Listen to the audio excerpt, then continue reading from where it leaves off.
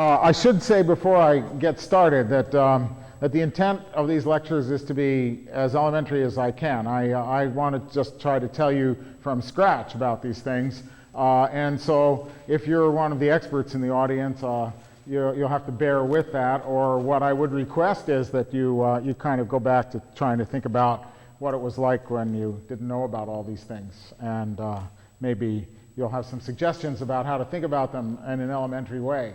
So, so the subject here is a kind of modern geometry called topology, and I want to talk about that for a little bit, how that subject came into being and what that subject is. And then we will go from there to talking about knots. In fact, we can go from there to talking about knots immediately, because I can start by telling you that this is a kind of geometry that has to do with flexible kinds of objects rather than the geometry that you learned in school, which deals with rigid objects. So a piece of rope is a perfectly good example of a flexible object, and it can do all kinds of curious things, as everyone knows, and you can form knots on pieces of rope. And so the topological problem about a knot is whether, let's say you don't know where the ends are, whether you can untie it without slipping it off the ends. That's the problem. Or can you tell whether one knot is the same as another? And these are all kind of geometrical problems, right? But they're problems about something which is quite flexible, and so the geometry is different. And but and I'll get to knots soon enough. But I want to start back and tell you a little bit about how this this kind of geometry called topology arose out of the older kind of geometry, which is more rigid. And there's a long history to that, and I probably won't be very historically accurate. But I want to recall a couple of things. One of them is a postulate of Euclid's. You'll recall what Euclid's postulate, Euclidean geometry, is the geometry that goes back to the Greeks. And in Euclid's geometry, you have postulates like 2 points determine a straight line. And everybody thinks of that as the kind of a line that you might draw with a ruler. And there are other postulates of this sort. But one of the postulates, one of the axioms in Euclid's geometry is very special. And it says that given a line and a point outside that line, then there's exactly one line going through that point which doesn't meet the other line.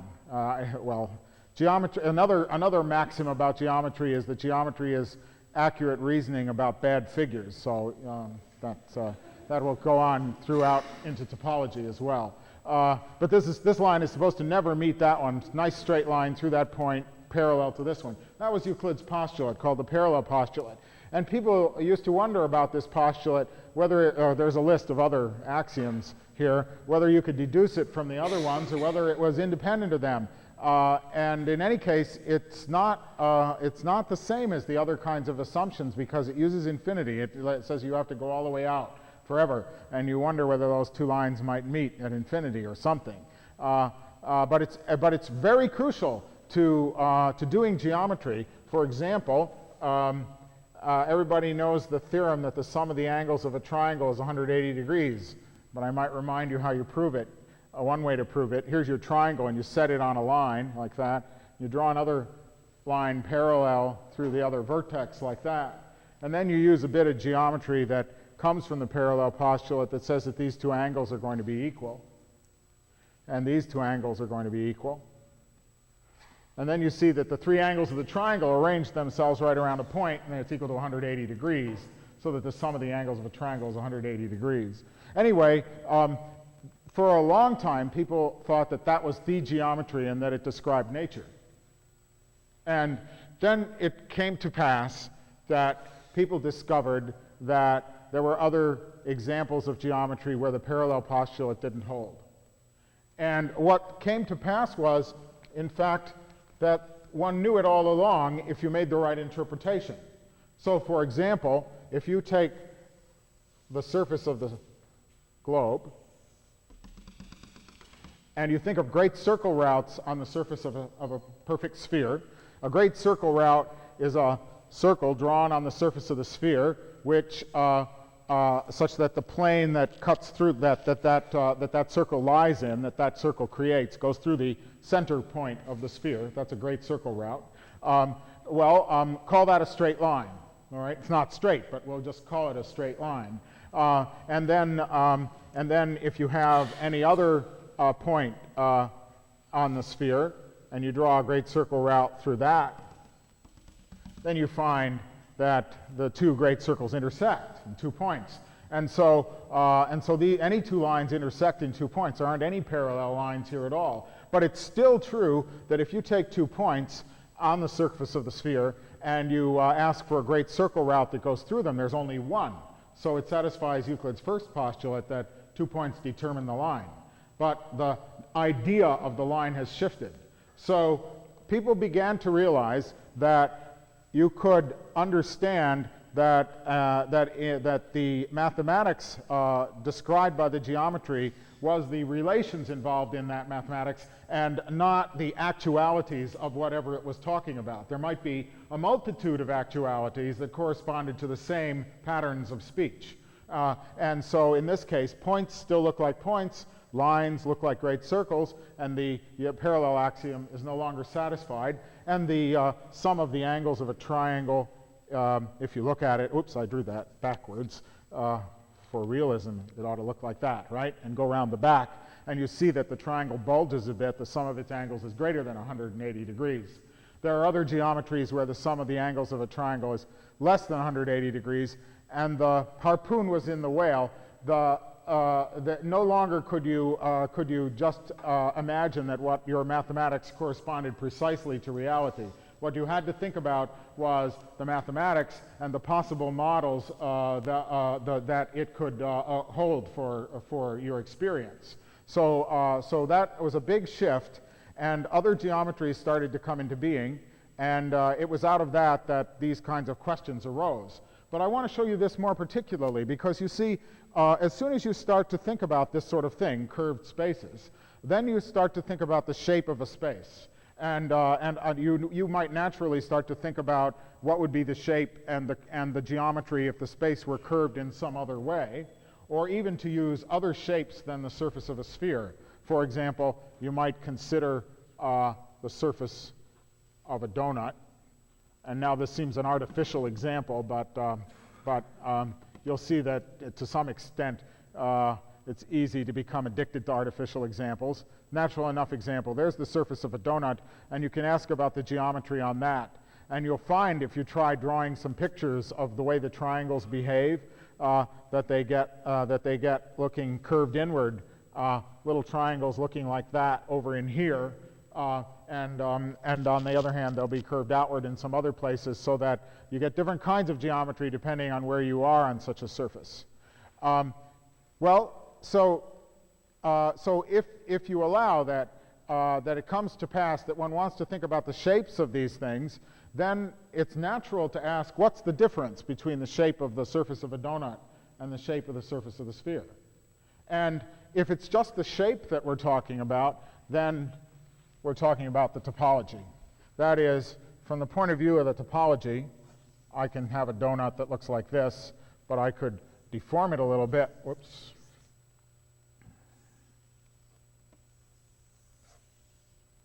I might just kind of push it out that way a little bit, like that.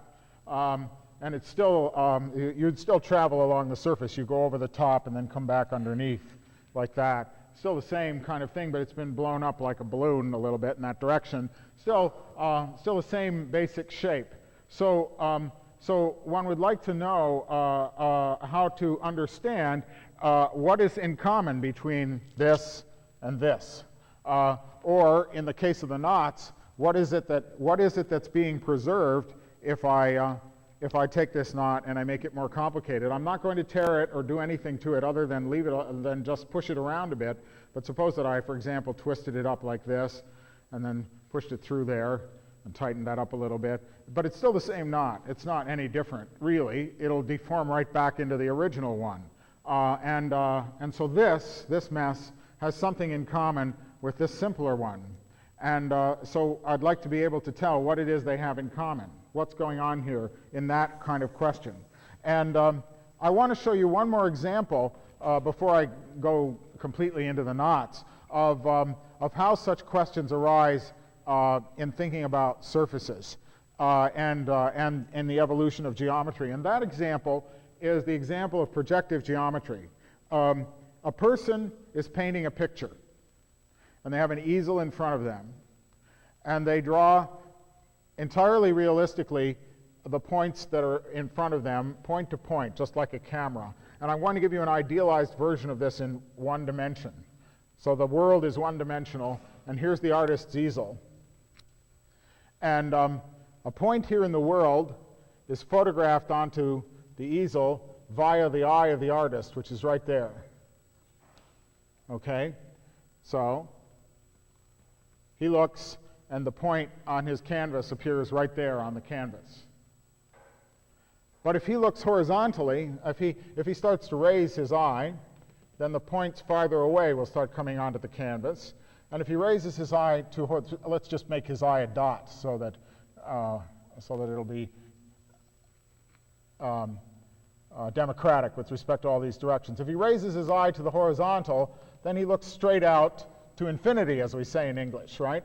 And infinity, instead of being imaginary, becomes a point on his canvas. And if he raises his eye further, and you imagine that his eye could look backward, then points behind him go onto the canvas, above there. Now that's a funny kind of photography, but we can look at it geometrically and see that that happens, right? So you imagine that he has an all-seeing eye, and he projects points from behind him as well as in front of him onto the canvas. And there's a switchover at infinity from the points that are directly in front of him to the points that are directly behind him. And the switchover, if we drew another, maybe one more, it becomes apparent what happens. So there. So a point very distant from him in back of him goes to a point very near the point at infinity on the canvas, above. And a point distant in front of him goes to a point very near the point at infinity below. And so it means that from the point of view of his painting, the points at infinity far out this way are identified with the points at infinity far out directly in back of him. They're identified to each other. So it means that from the point of view of this projective geometer painter, if you go out to infinity in front of you, you come back from infinity behind you and keep right on going, and it's a circle. Okay? It means that if we were to look at him from an area, he's actually on a plane. I drew him schematically this way, but he's on a plane, standing on a plane. His easel's on a plane. It's a plane. If we were to look down from above, we might see the following picture then. Here's a big circle, and here's the easel in the middle, or a point in the middle. That's the eye, actually, looking at the eye. And then when he looks out this way, that's in front of him. When he looks out this way, that's behind him. And if we imagined that this circle represented going all the way to infinity, then it means that all these points here would be identified with a point over here for every one of these directions. So I abbreviated infinity. I made it a little artificial in this example. I abbreviated infinity to a finite circle at some distance out here. And that's what you actually do when you're really observing anyway. You say, okay, I'll call that infinity. You know, it's not really infinity. It's just as far as you can look. So let's say this is as far as you can look. And that gets identified with all the way in back on the other end. Identified on your easel right there. And it's a line on your easel like this. And so if you're looking from above, this is the way it would look. You would have a disk, and points on the disk would be identified with the opposite point on the other side of the disk, like that. And if you start to think about that, you see that something really curious is going on, because suppose that I take a point here, go through the center, and take it all the way over to here. Then this is identified with that. And if I take a point here, and I look at it, then it's identified with that. So what you're beginning to see here is the evolution of a strip here in the middle, so that the points, let's label them 1, 2, 3, 4, and 5 over here, are identified with the points 5, 4, 3, 2, and 1 over here. that if you looked at that swatch of space, that's just the swatch of space in front of me going on out to infinity, and then I cut infinity to be finite. It gets identified with a twist when it comes back round. Well, people started to wonder when they started to think about projective geometry, the geometry of painting, what is the shape of this space with its funny identification that painters have been using all these years when you do projection and you see you have this line at infinity? What is the shape of the whole space, the whole projective space in which you're painting? And so inside that space you see this strip with this funny identification. Well, let's take a stab at drawing such a thing. So here's our strip. I've just drawn it out here.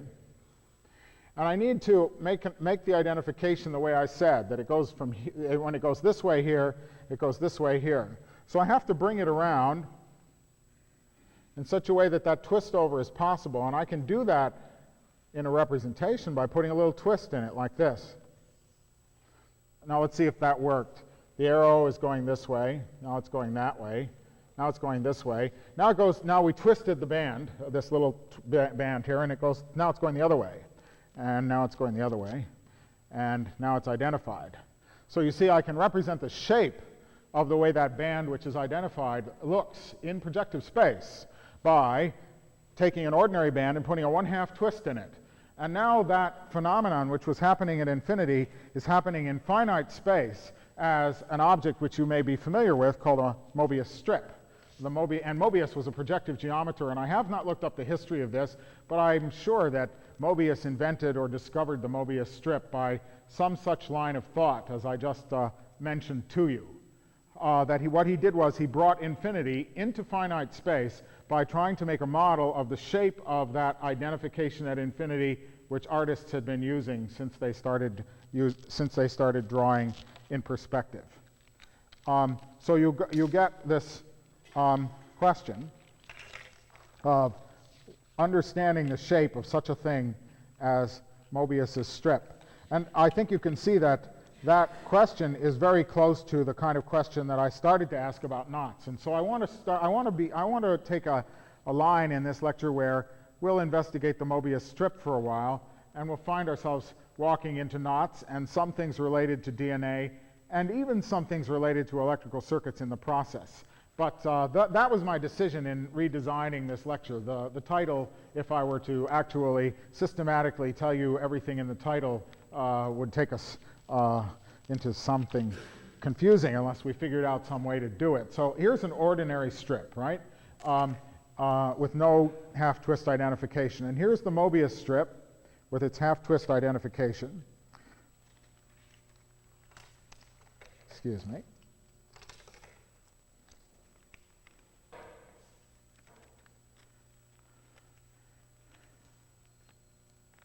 Okay.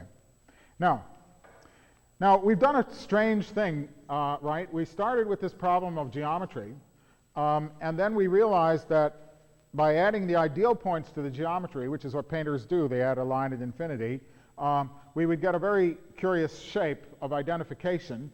And furthermore, if we were to follow out all the identifications on the disk, which I started with, we would have some trouble making it, because you can start sewing it in opposite directions and you'll find that it will collide with itself and you won't be able to sew it all the way up. You might try that. Take a piece of cloth and try to make the identifications that I've just indicated to you. Identify opposite points along the boundary. And you'll find that you can't do it without having a crease or having the surface cut through itself. So it's very hard to make it. But you can make part of it, and here it is. And we captured that infinity and brought it back like that. But what have we got? It's interesting to think about it and to look at it and see what you've got. How many people are familiar with this object? Just curious. How many people are familiar with the Mobius strip? Well, so lots of you, maybe all of you. You might not be so familiar with this story about it. What properties does the Mobius strip have? Anybody? Yeah? One side. You mean the two-dimensional side. Right. If you walk along it, because of the twist, by the time you get back to where you started, you're underneath rather than above. So while if you are living locally on it, you can't get from this upper surface to the lower surface, you can walk all the way around it and get from the upper surface to the lower surface. They're contiguous to one another. There's only one surface. And by the same token, there's only one edge. If you start walking along this edge, you can keep on going, and eventually you get to the opposite edge, and then you keep on going and you get back to the original one. So, so there it is. It has one edge and one side. And you could think about making the whole projective space by trying to attach a disk to the boundary of this. I won't go into the detail, but if you try to do that, just take an ordinary disk and attach it to the boundary. It's the same sewing problem as the one I mentioned. But let's stay with the Mobius strip now. There's a very nice parlor trick or puzzle that's related to this, and you may know this puzzle. The question is, what happens if you cut it down the middle? How many people know what happens if you cut it down the middle? Raise your hand high, I'm just curious. So, right. And how many people have no idea what happens when you cut it down the middle? Well, you won't admit it. But what happens when but you might think that it would be analogous to this. If I cut this down the middle, what happens? Well, everybody knows that. It's quite clear what will happen if I cut this down the middle. It falls into two pieces, disjoint from one another like that. So you might think that exactly the same thing would happen when you cut this down the middle. It's not so. What happens when you cut it down the middle is, well, we better do it. So this is your last chance to figure it out without seeing it happen if you didn't know. I cut this down the middle, and it stays in one piece. Now you might now we get to a topologist problem. Here's a phenomenon about the shape of this object, not depending on exactly the way it's configured or the precise distances. It just is a problem about any Mobius band, right? It's clear that if I made another Mobius band longer or with a different width or twisted a little bit differently, but still half twisted on itself, it would still behave the same way. This had nothing to do with that. So there must be an explanation. To find the ways to getting such explanations is doing topology. So if you come to a clear understanding in your mind of why it fell into one piece rather than two, you've done some topology. Now, it's hard with this many people to try to have a discussion about that, so I'm just going to say my way of thinking about why this fell into one piece. My way of thinking about why this fell into one piece is that it has only one edge. And it has to do with that. Because if you take a point on the band and go over to the edge, then you can think of the point as being connected to the edge, right? So you can go from a point to the edge of the band, then you can walk along the band until you get to some other point, and then you can go off the edge and go over to the point. So that means that even if I cut it, I can get from one point to the other on the band without ever crossing the center line of the band along which I cut, you see? So that means that it must stay connected after I cut it. That's an argument in topology. That's the kind of argument we're interested in.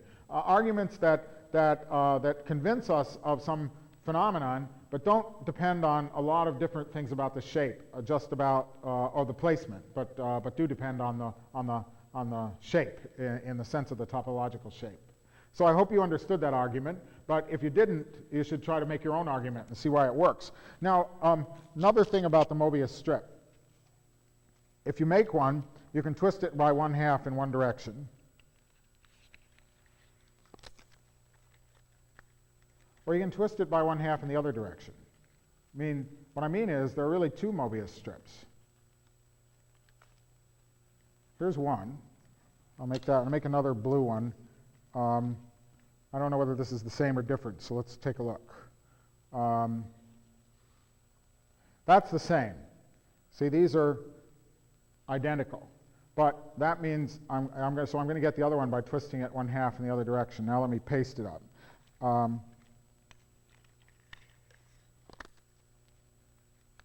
Okay. These are mirror images. You can see it that way. If the mirror is here, right, going straight up the aisle, then these are mirror images of one another, right? Now, the question is then, another topological question. Is it possible to transform one of these into the other one without tearing it? Is it possible to somehow manipulate it, do some funny movement without tearing it, but just the kind of thing that I'm allowed in this topological problem, will it turn into its mirror image? Well, if you look at what I just did, it didn't work. I did change the other one a little bit, but they're still mirror images of one another.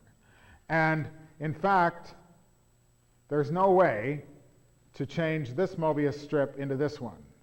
One says that the Mobius strip is chiral, meaning it has a chirality, a sense of turn to it. And there is no, in fact, it's topologically chiral. There's no way to turn it into its mirror image. We'd like to prove that, but I won't be able to prove that for about 20 minutes at least. And so it won't happen until near the end of the talk, all right? So you get to think about this in the meantime. Could you find a way to prove that the Mobius strip is different from its mirror image? Now, there's another thing about Mobius bands and parlor tricks. You can make a lot of Mobius type bands by taking more twists. For example, if I take one twist, I have an ordinary Mobius. If I take two half twists, do I have a Mobius? No, right? Because two half twists will take us back to the situation where the top surface is identified with the top surface, the bottom to the bottom, and there are two edges. But if I take three, then we've actually identified left edge to right edge. It's the same kind of thing as the Mobius, but now it's placed in space in a different way. It's got three half twists rather than one half twist. And now we have the same parlor trick question. What happens if you take the three half twisted Mobius band and cut it down the middle? How many people know what happens if you take the three half twisted Mobius band and cut it down the middle? One person. So this is not as popular. Well, think about it for a moment, and I'll do it for you, and you can see what happens.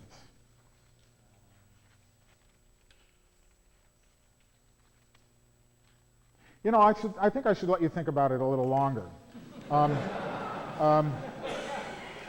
There's no sleight of hand there. It's just there. If I take a two half twisted band, that's not a Mobius, but it is indeed a different shape of placement in space than the ordinary band. So this, and do we still have an ordinary? Here's an ordinary band. Here's two half twists, one full twist on the band. Now, I want to ask the same question. What happens if I cut this down the middle? We know we're going to get two things. That has to happen, as before. But what will happen to them? And that's the experiment I'm going to do quickly. But you might have an idea. Anybody have an idea before I?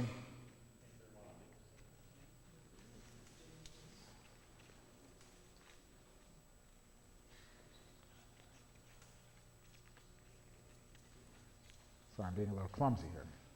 Okay. You get two, and they're linked with one another. Okay? And that's because of the fact that there was this full twist in the band. Now, we'll draw a picture in a moment so we can make it clearer, but the fact that there's a full twist in the band is what makes, well, in fact, you can think about it. There's a full twist in the band. What happens to the edges? Well, that means that one edge goes all the way around the other edge, and the edge is hanging on to the piece that it corresponds to. So the pieces must go around one another. They're linked. So that's what happens there. Now you might begin to get a feeling for what's going to happen here, because it's only going to be one piece, but it's wrapping around itself.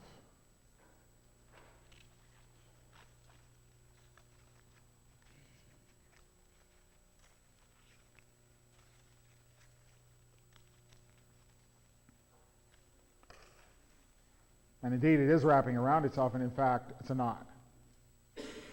So that's the answer.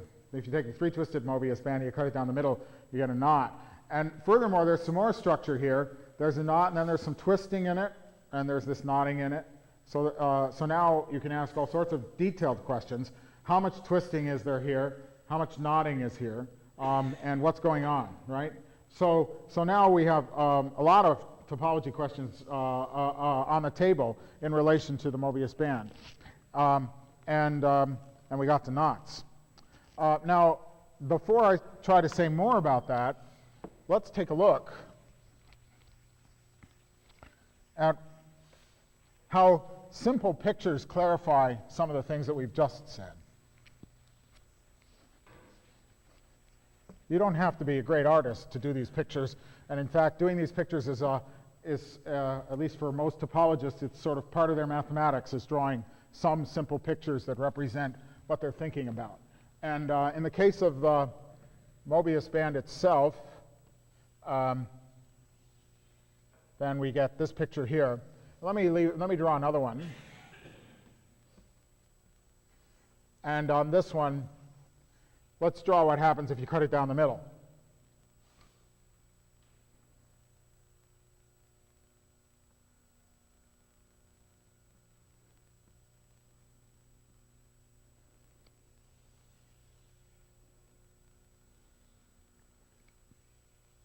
So that's the cut, and now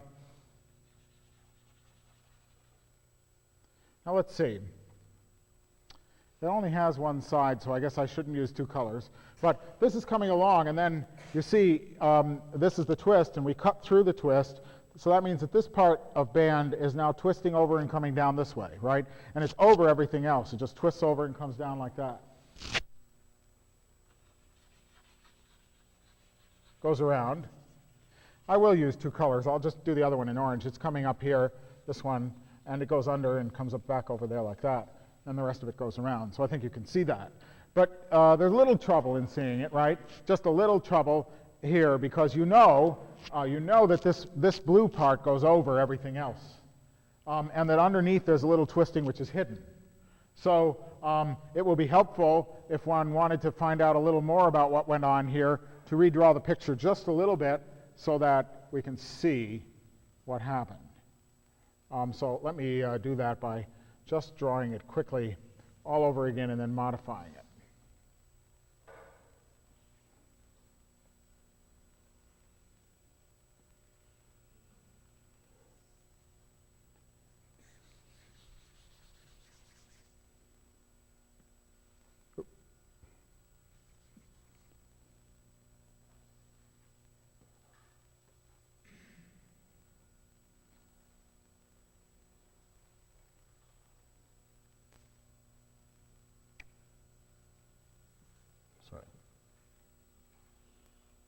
That's it.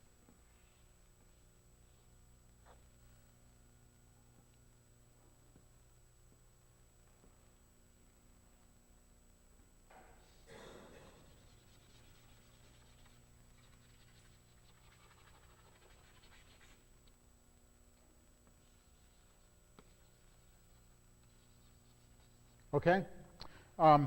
What I did was I took the blue part and I pushed it up a little bit like that.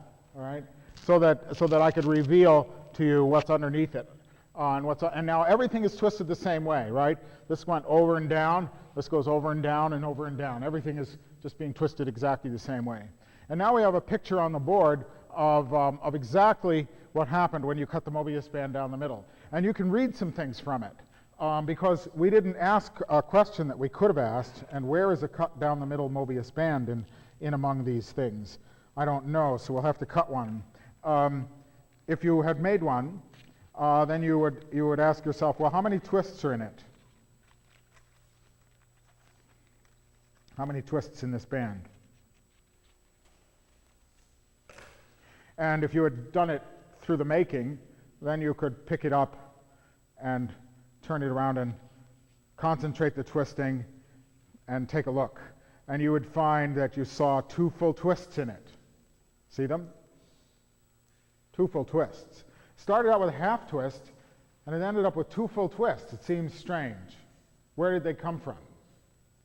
The picture shows you the answer. Or does it? You read the picture and you see, oh, here's one half twist and one half twist. That makes one full twist. Where's the other one? I came up to two when I looked at here. Where's the other one? Well, but then you see that this goes around in a coil like that. And if you think about what happens to a coil in relation to a twist, then you find the answer to that. If you take something and you twist it, this is a half twist, one full twist. One full twist If you relax that twist, it becomes a coil. Now this is a fundamental bit of topology. This is a topological deformation between a coiled band with no twisting in it and a band with no coiling and one full twist in it. So now I'm going to let me digress for a moment on this bit, because this is something that everybody is familiar with, and it's the place where this kind of topology has some ramifications with DNA and other things. So we're going to be taking a significant digression into this, and then we'll come back to the Mobius strips. But I want to talk about this phenomenon. You've seen this phenomenon in many instances. You've seen it with a belt. You've of course seen it with a piece of paper just now. Let's look at some other examples. If you take a rubber band and you twist it a lot and hold it taut, well, then it's all twist. But if you relax it, some of that twist turns into coiling, and in kind of interesting patterns like this. The biologists who consider this, because molecules do this, call it supercoiling. But and so I will too. I'll say it got supercoiled, but really it just got coiled, you know. And then the coiling disappeared, and it's back to just twist. So here it's all twist. Here it's some coil and some twist, and here it's practically no twist and all coil, right? There's a conservation law here going on, a topological conservation law. Somehow there must be some way of adding up the amount of coiling and the amount of twisting so that it remains constant. And that constant should be, when in the extremis, the total amount of twist when you pull it apart, if you could pull it apart. But you might not be able to pull it apart. What if it had a knot in it and it was twisted, right? Now you have an interesting and complex situation here. It's got a knot in it, it's twisted. When you relax this, the knot might get larger. In any case, the knot is holding a certain amount of coiling as it coils around itself, and it won't give. It won't give because it's knotted.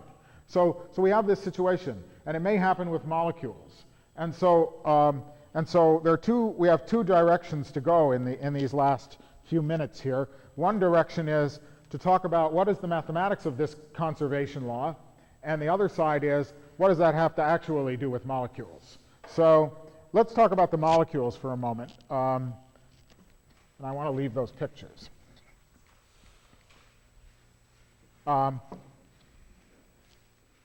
As you know, the DNA molecule is a double helix. And I'm going to ignore all the details about that, but it means that you have a long chain molecule and another long chain molecule, two strands. One strand is called Watson and the other Crick by biologists, because in commemoration of Watson and Crick, who discovered the structure of the double helix. And then there are bonds which go between them like this in a ladder formation. And there are I always forget this. I should remember this, but there are base pairs. There's adenine and thymine and guanine and cytosine.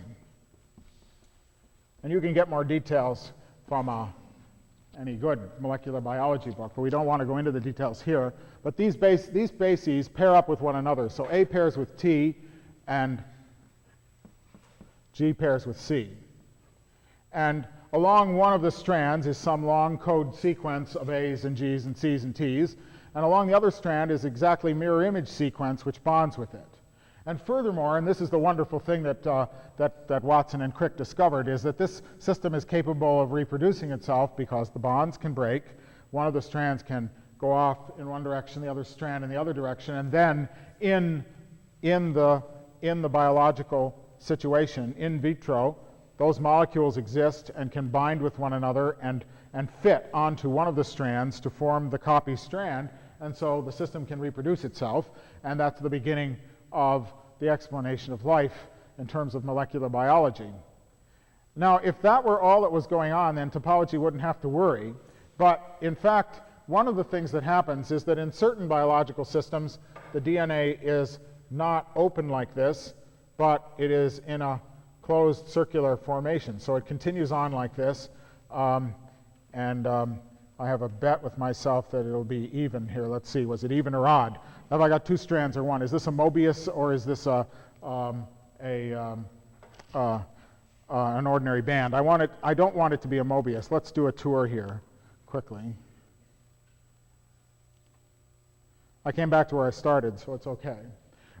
So here's a picture of what some closed circular DNA might look like if it only had twist.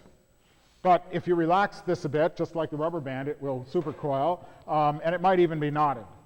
And there are biological systems where it is closed, and it's supposed to somehow have the two strands get apart from one another, even though it's closed circular, in order to reproduce. This was a great puzzle for a long time for people. They saw these kinds of closed circular DNA in electron micrographs, supercoiled and looking pretty. And you couldn't see the twisting, of course, but you could see the supercoiling. And knowing something about approximately how much twisting there was, you could tell certain things from the conservation law that I mentioned before, due to James White, by the way. We'll get back to the conservation law. But that conservation law lets you figure out something about how much supercoiling there could be in another conformation of it if you know how much total twist there would be. And you can think of, and so that bit of mathematics turned out to be useful. But how does it manage to get apart from itself?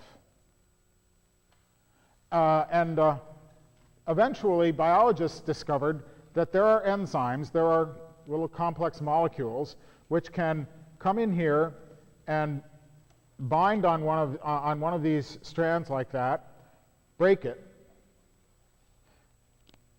sort of like a hand, like that. Break it, hold it apart, allow the other strand to come up through, and then put it back together. Switch the crossing. So it actually happens. I mean, there's good proof, there's good evidence that this kind of thing happens. And if you had two strands, let's say one is going off this way and the other is that way for the moment, and they're linked, you can't get them apart, and you come in here and you switch them, then they're no longer linked and you can pull them apart, right? So it was discovered that there were these enzymes called topoisomerases,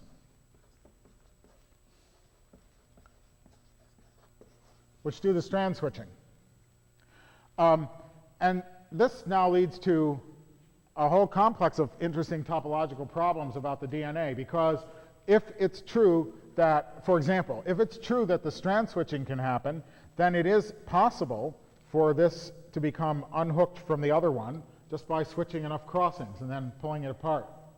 But nobody knows at this stage what the mechanism is. Nobody know. If you have two things that are linked up with one another, and you start popping the strands and switching them apart from one another, and then pulling them, well, they'll start getting unknitted, right? But how long does it take? And is that all that's going on? And how intelligently is it going on? And what if it were more complicatedly knotted or knitted in there? Then you know it's not so easy to disentangle things. But it is the case that these systems would not exist if they were entangled. So these enzymes apparently aid in the process of disentangling them, and topology is going on down there at the molecular level, or topological operations. So that's the picture with the DNA, and there's one other picture. It's this, that it's possible for the DNA to undergo a crossover transformation that looks like this. Here is a DNA, here's a piece of DNA, and here's another piece of DNA, and there's another enzyme which can take this at a specific site, and it can recombine them like this. This isn't strand switching, this is breaking it apart and attaching this to this and attaching that to that. A similar kind of operation. But it's this one that generates knots. I think I'll illustrate that, and then we'll go back to our conservation law. You see, now let's make it a pure math problem. We're taking a picture like this. This is our image of a little bit of DNA. And you imagine that it's possible, if these two come together, for them to undergo this recombination. This is called site-specific recombination.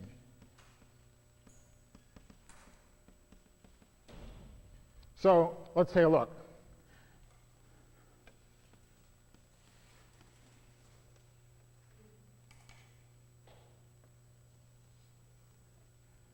These guys come near each other like that. And then they undergo the recombination. Now, I'm going to have them undergo recombination like that. It turns out that which is the opposite from the direction I drew here, so I'll draw that one the same way. Of course, it could go either way, but there's a system that's been studied called TN3 resolves by Chirality and Spengler, where they discovered that, in fact, it must be going this way, and I want to explain to you why, how they knew it had to be going that way rather than the other way. Well, what they did was they found out about the knots that it produced. You see, if we did it once, it would produce this. Let's do it again, and then we'll work on these diagrams a little bit. I've jumped to one of the things that knot theory people do, which is they draw diagrams and then start pushing them around, but I guess you got that picture long ago from what I was saying. So we're going to go through one more, like this. Go through one more of the same type. So there's 2 rounds of site-specific recombination starting from that. And the question is, what is the shape of the products? Right? That's the question. So in order to get a picture of that, some techniques are necessary, some high technology like coloring one of the strands. Let's see what happened here.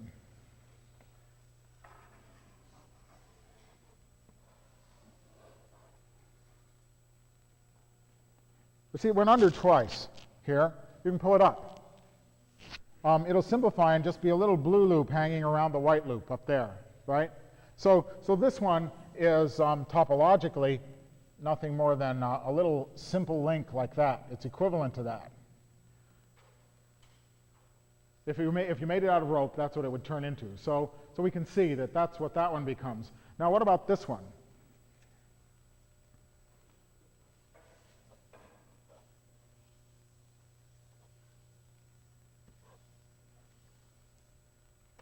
Oh, it's a knot. So by two rounds of site-specific recombination, we started with this unknotted DNA. We ended up with a knot. So that could happen. And then we're ignoring the twisting, of course. We're just looking at the basic topology of the core of the thing. Can we simplify this knot any? Make it a little easier to look at? I'm sure we could. Let's try, just for exercise. So for example, this which goes up there could be contracted just a little bit to here. This which goes over two, you see this? It goes over 2 things. If I swung it up, it would only go over 1 thing, back up in here. If I swung it all the way from here down to there, see? You can take that arc and you can go, whoop. And I'm reducing the size of this thing. Maybe it's unknotted, you know. We should be careful. So there. Well, it doesn't look so unknotted, but it's getting simpler. Right? I can smooth this a little bit, like that. This is getting prettier. Now this loop, we can contract this loop just a little bit, right? Bring it around to here.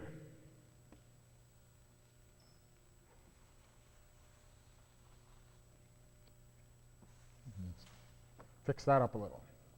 I'm doing things that really are genuine topological transformations. No breaking, no cutting. That's called the figure 8 knot. It's the second simplest knot on the knot tables. It's the first knot after the trefoil knot. So that's what happens at the second stage of this sequence. And the third stage is an interesting link, and I think we ought to draw it. I guess we're destroying this Mobius, but we'll keep the other one. So let's do the third just for fun.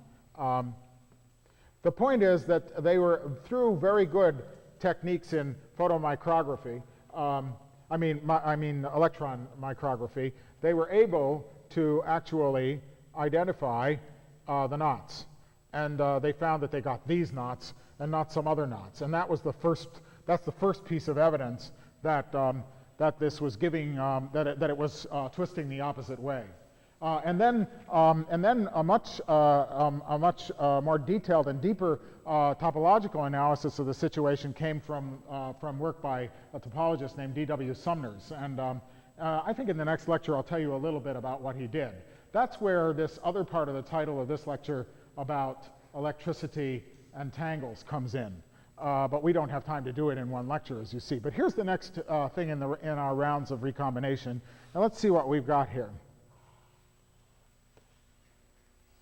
It's a link.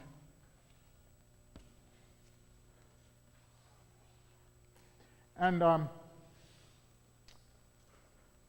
one way of thinking about a link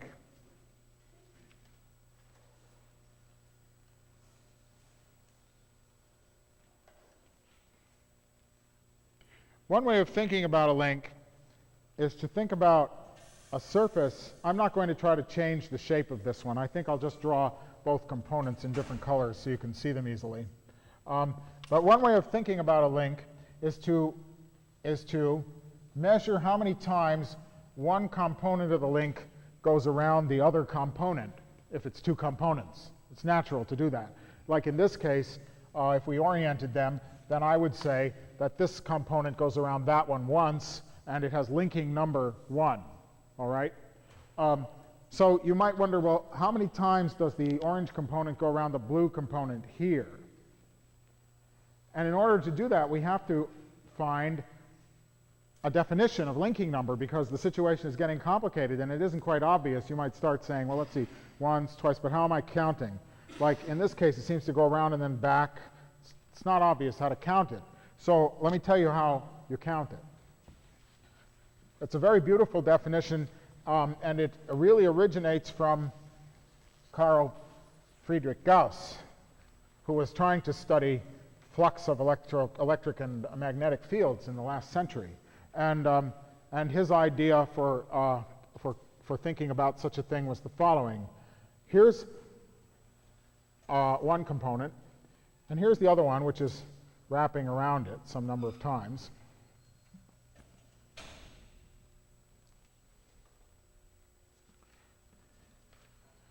But think about this in the following way, that you have a surface, a film, whose boundary is this piece.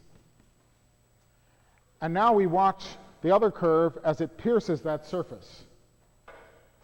And keep track of how many times it pierces the surface. So you can see that right here it pierced the surface. It's going down like that. Pierced the surface. Now it's underneath. It comes back around. Pierces the surface again here, going down. Then it comes back around and pierces the surface once more here, still going down from above, and comes back around. So that's linking number 3 or minus 3, depending on your conventions, but linking number 3 in any case. Here's one way of making the conventions. You can decide that your surface has an up direction and a down direction. Let's say that this is the up direction for the surface. And then you've oriented, and that up direction could be obtained from the curve by, say, the right-hand rule. Point your fingers along the direction of the curve, and your thumb points in the up direction for the surface, okay? So then, if the other one pierces in the opposite direction from the direction on the surface, you give it a -1. And if it pierces in the direction of the surface, you give it a +1. And with those conventions, this is -1, -1, and -1, and linking number -1. Now, one more example.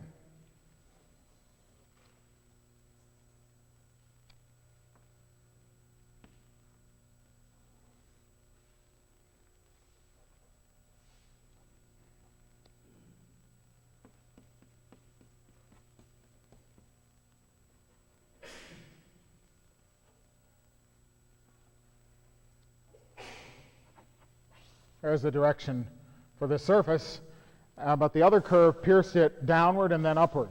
0 linking number. And that makes sense because, in fact, the two curves are not linked at all. And now let's go over to, everybody clear on that? Okay, so that's the definition of the linking number. You take a surface, a two-sided surface, whose boundary is one of the curves. and then you look at how many times, with signs, the other curve pierces that surface and count. Now, if we went over to this and tried that out, then we have to decide who's got the surface and who's doing the piercing. Let's suppose that blue is the surface. So blue has got a surface here like this, more or less pointing out here. So you can think of this surface as, say, in the blackboard, if you like, and then the yellow curve is going through the blackboard among the back, coming back, and so on. And where are the piercing places? And where's the pointing? This would be pointing out if this is oriented this way. Then this is outward. And now let's say we oriented this curve this way. So then here's a piercing point, +1. Then it goes along, and here's another piercing point, -1. Then it goes along, and it's not piercing at all. And it's not piercing. Those are the only two pierce points between these two surfaces. Just two. And one's plus and the other's minus. So I easily make errors in this kind of an arena, didn't I? Okay, I think it's right. 0 linking number. But they're linked. They are linked. They are topologically entangled with one another, but the linking number is 0. Linking number isn't good enough for everything.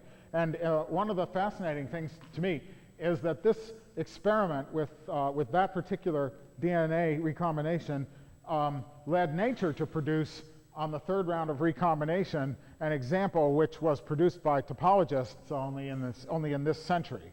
Presumably, this has been going on for a long time. But this link is due to the topologist J.H.C. Whitehead in the 1930s, and he constructed it as an example of a link with linking number 0, among other things. And so you see, these problems, which were devised by mathematicians as a result of this progression of moving away from nature and back to nature through the question of whether mathematics really models nature. That was the theme, really, and that always has been the theme. Ends up coming back to nature in the form of these questions about DNA. And I don't know, is this about the end of our time? Okay, now this isn't a bad place to stop, so I'll stop here. But we didn't get to the conservation law, and so the very first thing next time, I'll remind you about what linking number means, and I'll talk about the conservation law, and then we'll continue. So things may not, and we will do rope tricks and the Dirac string trick and things related to magic next time. But if there's some useful overlap between these lectures, I think it's fun to do that, so we will.